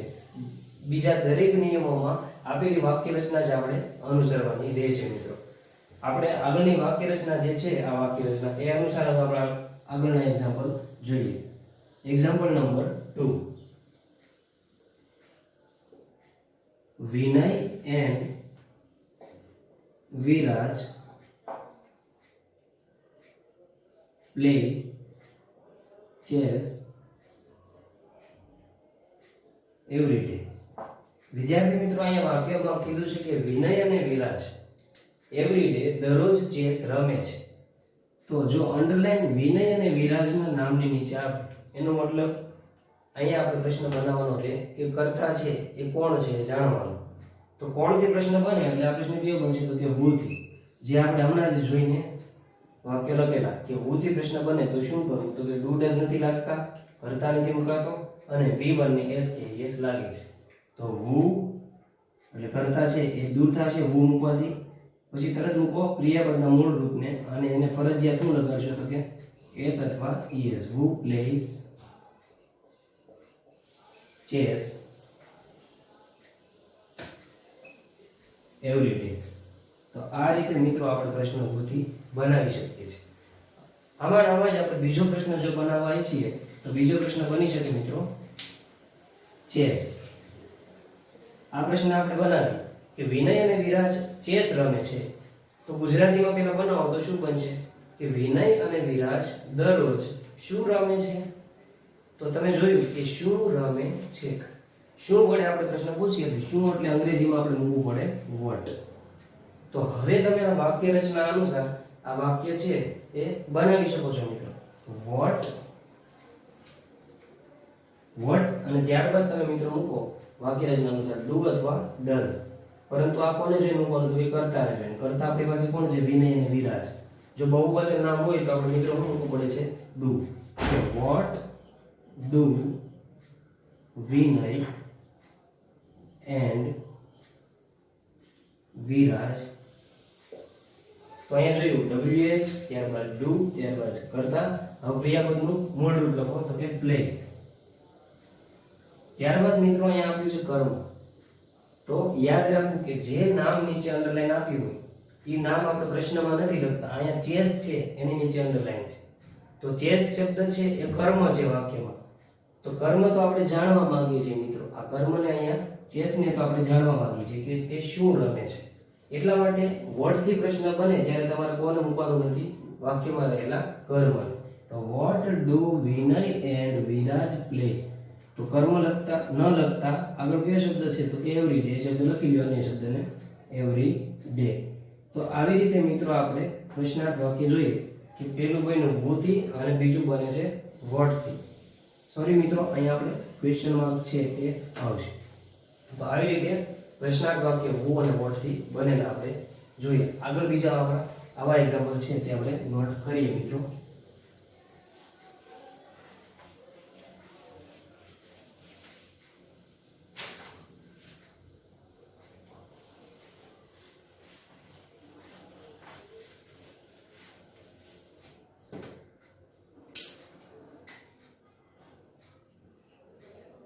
Karan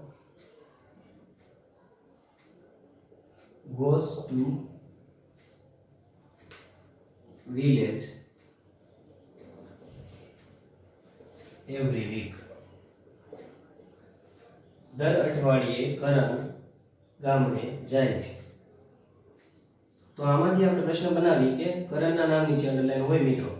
તો પહેલો પ્રશ્ન ક્યાંથી બને છે? તો કે who થી બનશે. who, ત્યારબાદ who થી બન્યા પછી શું મૂકવાનું? કે ફરજિયાત ક્રિયાપદનું s કે es વાળું રૂપ. who goes to village every week. એટલે આવી રીતે જ્યારે who થી પ્રશ્ન બને ત્યારે આપણે do does વગર પ્રશ્નને બનાવી શકીએ છીએ. બીજી અંડરલાઈન વિદ્યાર્થી મિત્રો આપણને આપેલી હોય કદાચ વિલેજના નામની છે. તો આ પ્રશ્ન ક્યાંથી બનાવો? તો આપેલું વાક્ય છે ને ગુજરાતી હું જોયું કે ગામડે જાય છે. પ્રશ્ન બનાવો ગુજરાતીમાં શું થશે કે કરણ દર અઠવાડિયે ક્યાં જાય છે? તો ક્યાં જાય છે, ક્યાં શબ્દને આપણે અંગ્રેજીમાં લખીએ તો શું લખી શકાય? તો કે where. અને where થી બને એટલે આપણી વાક્ય રચના યાદ કરવું કે WH, ત્યારબાદ do does અને કરતા. કરતા અનુસાર આપણે do does મૂકીએ તો કરણ સાથે શું મુકાશે? તો કે does. પછી લખો કરતા કરણ. Where does Karan? પછી મિત્રો અહીંયા વિધાન વાક્યમાં goes લખ્યું છે. હવે આપણે મૂકવાનું છે શું? તો કે માત્ર લખવાનું છે V1 go, નહીં કે es. es લખશું નહીં કારણ કે does માં તમે અહીંયા es મૂકો છો અને does જ્યારે આવે ત્યારે મિત્રો આપણે s કે es લગાડતા નથી. Where does Karan go? અને અન્ય શબ્દ લખો ત્યારબાદ every week. તો આવી રીતે વિદ્યાર્થી મિત્રો આપણે આ પ્રશ્ન બનાવી શકીએ છીએ કે where does Karan go every week. આગળ બીજા પ્રશ્ન જોઈએ મિત્રો.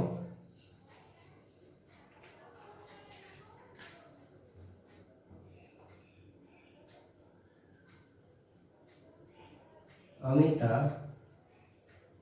makes a cake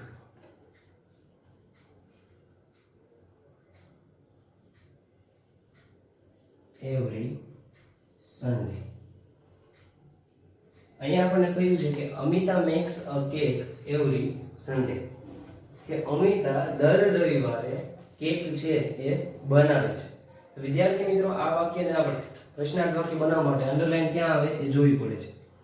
તો અંડરલાઈન જોઈએ અ કેક, પછી તો કે નામની નીચે અંડરલાઈન અમિતા એટલે કે કર્તાની નીચે અંડરલાઈન અને એવરી સન્ડે. તો આ ત્રણ પ્રશ્નો છે એ આપણે આ વાક્યના બનાવવાના છે. તો પહેલો પ્રશ્ન બનાવીએ જે પહેલી અંડરલાઈન છે અમિતા માટે. તો કરતા જાણવા માટે આપણે પ્રશ્ન બનશે who થી. who, ત્યારબાદ ક્રિયાપદનું સીધું રૂપ મૂકી દો અને એને SES ફરજિયાત લગાડો મિત્રો. who makes a cake every Sunday. તો આવી રીતે આ who થી પ્રશ્ન બનશે. આગળ આપણે જોઈએ બીજો પ્રશ્ન. તો બીજી અંડરલાઈન છે અ કેક. તો કેક બનાવે છે. તો પ્રશ્ન ગુજરાતીમાં શું બને કે શું બનાવે છે, અને શું એટલે આપણું અંગ્રેજીમાં આને આપણે લખીએ વોટ. વોટ મૂક્યા પછી આપણે ડુ ડઝ મૂકી શકીએ છીએ. તો કે હા, અમિતા નામ છે એટલે અહીં શું મુકાય છે? તો કે ડઝ મુકાય છે અને પછી આપણે લખીએ નામ અમિતા. વોટ ડઝ અમિતા, ત્યારબાદ વિદ્યાર્થી મિત્રો આપણે લખીએ મેક. અને જે આ એસ લાગ્યો છે એ લાગતો નથી કારણ કે અહીંયા ડઝ માં એસ લાગેલા છે. What does Amita make every Sunday. દર રવિવારે અમિતા શું બનાવે છે? અને આગળ એવરી સન્ડે લખ્યું છે મિત્રો. તો ત્રીજો પ્રશ્ન આપણે એવરી સન્ડે માટે બનાવીએ કે શું બનાવે છે, સોરી દર રવિવારે બનાવે છે. તો ક્યારે બનાવે છે એનો મતલબ સમય આપણે પૂછીએ કે ક્યારે, તો કે દર રવિવારે. તો પ્રશ્ન બને કે ક્યારે, વેન થી આપણે પ્રશ્ન બનાવી શકીએ. When does Amita make a cake. તો આવી રીતે વિદ્યાર્થી મિત્રો આપણે વેન થી પ્રશ્ન છે એ બનાવી શકીએ છીએ કે આપણે સમય દર રવિવારે સમય હતો જાણવા માટે આપણે વેન થી પ્રશ્ન બનાવેલો છે. તો મિત્રો આપણે અહીંયા જોયા કે WH હાવથી પ્રશ્નો કઈ રીતે બને છે, પરંતુ એમાં માત્ર આપણે WH પ્રશ્નો જ છે એ જોયા છે. આગળ આપણે હાવથી પણ અમુક પ્રશ્નો એવા છે જે કઈ રીતે આપણે બનાવી શકીએ એ જોઈએ.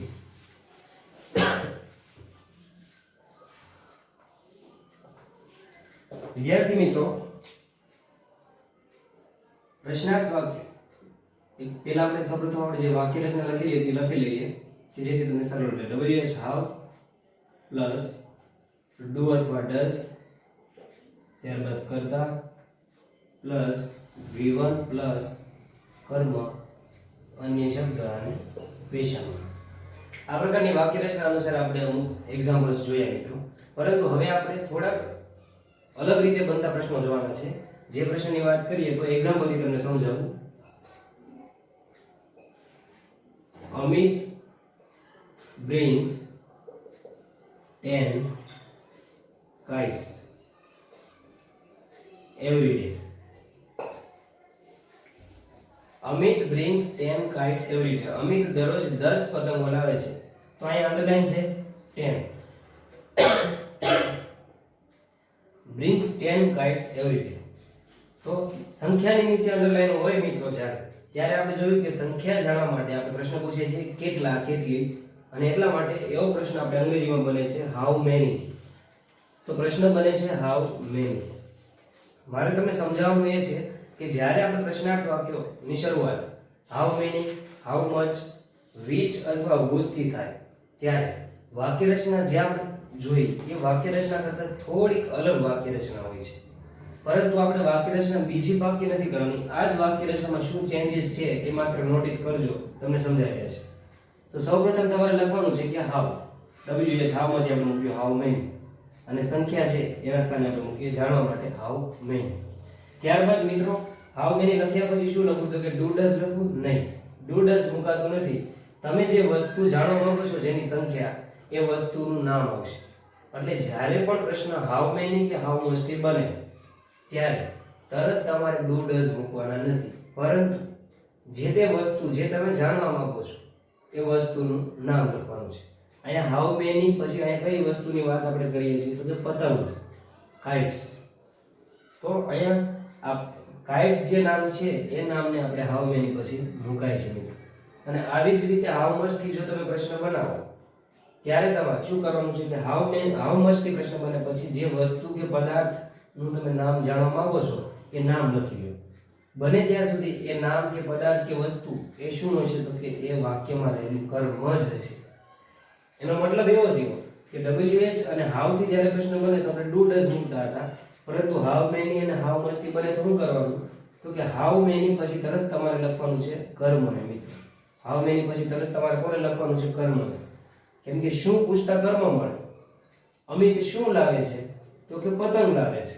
તો જે કર્મ તમે જાણો લખો છો અહીંયા વિધાન વાક્યમાં, એ જ કર્મને તમારે હાઉ મેની પછી મૂકી દેવાનું છે. એટલે હાઉ મેની પછી મિત્રો તમારે મૂકવાનું છે કર્મ, અને ત્યારબાદ આગળની વાક્ય રચનાને અનુસરવા માંડો. આગળ જેમ વાક્ય રચના છે એની એ જ. એટલે જ હું તમને કહું છું કે બીજી પાકી કરવાની જરૂર નથી. આ જ વાક્ય રચના યાદ રાખો કે કર્મને જે આપણે પ્રશ્નાર્થમાં છેડે લખીએ છીએ એને આપણે લખવાનું છે હાઉ મેની ની પછી તરત. એટલે હાઉ મેની કાઇટ્સ, ત્યારબાદ ડુ ડઝ છે કર્તા અનુસાર મૂકીએ તો અમિત છે એટલે શું મૂકાશે? Does. How many kites does Amit, અને બ્રિંગ્સ માંથી એસ નીકળી જાય છે મિત્રો, કેમ કે આ es માં ડઝ માં es આવે છે. How many kites does Amit bring every day. Amit દરરોજ કેટલી પતંગો લાવે છે. જો આપણે ગુજરાતીમાં બોલીએ તો કેટલી પતંગો, કેટલી ખુશીઓ, કેટલા છોકરાઓ, કેટલી શાળાઓ. તો કેટલા પછી તરત તમે વસ્તુ કે પદાર્થ કે વ્યક્તિ નામ બોલો છો. તો અહીંયા પણ તમારે એ જ કરવાનું છે કે હાઉ મેની પછી જેની વાત કરવા ઈચ્છો છો એ વસ્તુ પદાર્થ કે વ્યક્તિનું નામ તમારે મૂકી દેવાનું છે મિત્રો. અને ત્યારબાદ આગળની જે વાક્ય રચના છે તો કે ડુ ડઝ માંથી આપણે ડઝ મૂક્યું, કર્તા તરીકે અમિત લખ્યો, ક્રિયાપદનું મૂળ રૂપ તો કે બ્રિંગ એસ કે એસ લાગશે નહીં, કર્મ છે એ એક વખત કાઇટ્સ છે આપણે આગળ લખી દીધું અહીંયા, એટલા માટે હવે સીધું મૂક્યું અને શબ્દ એવરી ડે, ત્યારબાદ ક્વેશ્ચન માર્ક. બીજું એક્ઝામ્પલ મિત્રો જોઈએ. કવિતા drinks 2 liters milk daily. તો વિદ્યાર્થી મિત્રો અહીંયા વાક્ય જે લખ્યું છે એમાં કહ્યું છે કે કવિતા ડેઈલી 2 લીટર દૂધ છે એ પીવે છે. તો જો અંડરલાઈન આપણને આપી હોય 2 લીટર્સ ની નીચે, તો આ પ્રશ્ન છે ક્યાંથી બને છે? કે કવિતા દરરોજ કેટલું દૂધ પીવે છે. તો કેટલું દૂધ પીવે છે એટલે પ્રમાણ જાણવાનું છે. અને પ્રમાણ કે એકમ આપણે જાણવું હોય ત્યારે આપણે પ્રશ્ન ક્યારે પ્રમાણ કે એકમ જાણવું હોય ત્યારે પ્રશ્ન આપણે ક્યાંથી પૂછીએ છીએ મિત્રો? તો કે હાઉ મચ થી. કેટલું, કેટલા એવું પૂછવા માટે હાઉ મચ આપણે લખીએ છીએ. હાઉ મચ લખી લીધા પછી તમારે શું કરવાનું છે? તો જેવી રીતે હાઉ મેની પછી તમે કર્મ મૂકો. કર્મ શું પૂછતા મળે છે? તો અહીંયા શું પૂછો કે કવિતા શું પીવે છે? તો કે દૂધ. તો હાઉ મચ પછી કર્મ આવે છે દૂધ, એટલે કે અહીંયા આવશે શબ્દ મિલ્ક. How much milk. ત્યારબાદ મિત્રો અહીંયાથી આપણે કર્મ છે હટાવીને આગળ મૂકી દીધું. હવે આ વાક્ય રચના અનુસાર વાક્ય બનાવો કે ડુ ડઝ મૂકો. તો કવિતા સાથે આપણે શું મુકાશે? અહીંયા ડઝ મુકાય છે. ત્યારબાદ લખો કરતા, કવિતા. અને ક્રિયાપદના મૂળ રૂપને લખો જેમાં એસ કે એસ લાગેલા ન હોવા જોઈએ. કવિતા ડ્રિંક. વિદ્યાર્થી મિત્રો અહીંયા આપણે એસ કે એસ લગાડશું નહીં. જે વિધાનમાં અહીંયા આપેલું છે એ એસ અહીંયા લાગતો નથી કારણ કે ડઝ માં એસ લાગેલા છે. How much milk does Kavita drink.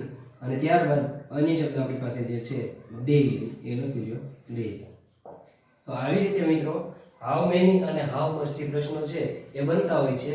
અને તમે જોઈ શકો છો કે બંનેમાં હાઉ મેની અથવા હાઉ મચ થી પ્રશ્ન બનાવો તો એમાં તમે શું કરશો કે બંનેમાં કર્મ લખી લ્યો અને ત્યારબાદ જેમ વાક્ય રચના આપણે લખીએ છીએ એ રીતે લખતા જાઓ. આગળ એક બીજી વસ્તુ મિત્રો ખાસ યાદ રાખજો કે સાદો વર્તમાન કાળ છે એ સાદા વર્તમાન કાળ બીજી કોઈ રીતે આપણે ઉપયોગમાં લઈ શકીએ છીએ, એટલે કે હેલ્પિંગ વર્બ્સ, જેને આપણે સહાયકારક ક્રિયાપદો કહીએ છીએ. એ સહાયકારક ક્રિયાપદો સાદા વર્તમાન કાળમાં ડુ ડઝ સિવાયના બીજા વપરાય છે? તો કે હા, વપરાય છે. મિત્રો યાદ રાખવું, ટુ બી ના રૂપો સહાયકારક ક્રિયાપદ તરીકે સાદા વર્તમાન કાળમાં વપરાય છે. ટુ બી ના એમ, ઇઝ અને આર. આ ત્રણ રૂપો છે એ સાદા વર્તમાન કાળમાં આપણે વાપરી શકીએ છીએ જ્યારે આપણે વસ્તુ, પદાર્થ કે વ્યક્તિનું અસ્તિત્વ દર્શાવવા માંગતા હોય. વસ્તુ, પદાર્થ કે વ્યક્તિ શું છે એવું દર્શાવવું હોય ત્યારે આપણે સાદા વર્તમાન કાળમાં એમ, ઇઝ, આર નો ઉપયોગ કરીએ છીએ. અને બીજું ક્યારે? તો કે જ્યારે આપણે કોઈ વ્યક્તિની જોબ એટલે કે કોઈનો વ્યવસાય દર્શાવવો છે તો વ્યવસાય દર્શાવવા માટે પણ આપણે એમ, ઇઝ, આર નો ઉપયોગ કરીએ છીએ. એક્ઝામ્પલ તરીકે રોહનભાઈ ઇઝ અ ડોક્ટર. તો વિદ્યાર્થી મિત્રો અહીંયા આપણે ઇઝ નો ઉપયોગ કર્યો છે. કાળ સાદો વર્તમાન કાળ છે એમ છતાં આપણે અહીંયા ટુ બી નું રૂપ ઇઝ છે એ વાપરીએ છીએ કેમ કે સાદા વર્તમાન કાળમાં એમ, ઇઝ, આર નો ઉપયોગ થાય છે. રોહનભાઈ ડોક્ટર છે તો છે કહેવા માટે આપણે ઇઝ મૂકીએ. કદાચ બહુવચનમાં કેવું હોય કે બે વ્યક્તિઓ હોય રોહનભાઈ અને મોહનભાઈ તો આપણે આર મૂકવાનું ત્યાં અને આવી રીતે એમ, ઇઝ, આર નો ઉપયોગ કરી શકીએ. ત્યારબાદ તો કે the earth is round. Prithvi round છે, ગોળ છે તો ત્યાં પણ તમે ઇઝ મૂકીને સનાતન સત્ય દર્શાવો છો. તો આવી રીતે સાદા વર્તમાન કાળમાં આપણે ઇઝ કે અથવા એમ, ઇઝ, આર નો ઉપયોગ કરીએ છીએ. તો મિત્રો અસ્તિત્વ દર્શાવવા કે કોઈ વ્યક્તિનો વ્યવસાય કે કોઈનું રહેઠાણ દર્શાવવું હોય તો પણ આપણે વિદ્યાર્થી મિત્રો સાદો વર્તમાન કાળનો ઉપયોગ કરીએ છીએ. I am a student. હું વિદ્યાર્થી છું તો એવું કહેવા માટે આપણે લખ્યું I am a student. તો આ વાક્ય પણ સાદા વર્તમાન કાળનું વાક્ય છે. મિત્રો જેમ ટુ બી નું રૂપ છે એ વપરાય છે એવી જ રીતે ટુ હેવ નું રૂપ પણ સાદા વર્તમાન કાળમાં આપણે વાપરી શકીએ છીએ. જ્યારે આપણે માલિકી દર્શાવવા માંગતા હોય ત્યારે મિત્રો આપણે હેવ અથવા હેઝ નો ઉપયોગ કરી શકીએ છીએ જ્યારે આપણે માલિકી દર્શાવીએ. માની લો કે તમે એવું કહેવા માંગો કે મારી પાસે બે મોબાઈલ છે તો તમે કહી શકો I have to mobile phone. તો જે માલિકી તમે દર્શાવો છો હેવ નો ઉપયોગ કરીને એ પણ સાદો વર્તમાન કાળ દર્શાવે છે. કદાચ તમારે કેવું કે બે નથી તો નકાર વાક્યમાં એવું બને કે I have not two mobile phone. મિત્રો આગળ જોઈએ. she has a beautiful dress. તેણીની પાસે સુંદર ડ્રેસ છે. તો અહીંયા આપણે હેઝ મૂકી ની પાસે હોવું એ દર્શાવવા માટે મિત્રો આપણે ટુ હેવનું રૂપ મૂક્યું છે. આ હેવ અને હેઝમાં હેઝ કોની સાથે મુકાય તો કે હી શી અને ઈટ સાથે હેઝ વપરાય છે, હી શી ઈટ સાથે હેઝ વપરાય છે અને વધેલી દરેકે દરેક સર્વનામ સાથે હેવ વપરાય છે. તો આ અન્ય ઉપયોગો હતા જે તમારે ખાસ જાણકારી માટે જરૂરી છે, એટલા માટે આપણે છેલ્લે આને લીધા છે મિત્રો. ફરી એકવાર કહી દઉં, ટુ બી ના એમિઝારના રૂપો સાદો વર્તમાન કાળમાં વપરાય છે અસ્તિત્વ અને વ્યવસાયને એવું દર્શાવવા માટે, અને ટુ હેવના રૂપો માલિકી દર્શાવવા માટે પણ આપણે વાપરી શકીએ છીએ સાદા વર્તમાન કાળમાં. તો વિદ્યાર્થી મિત્રો, આગળના લેક્ચરમાં ફરી મળશું નવા ટેન્સની સાથે. ત્યાં સુધી ગુડ બાય, જય હિન્દ.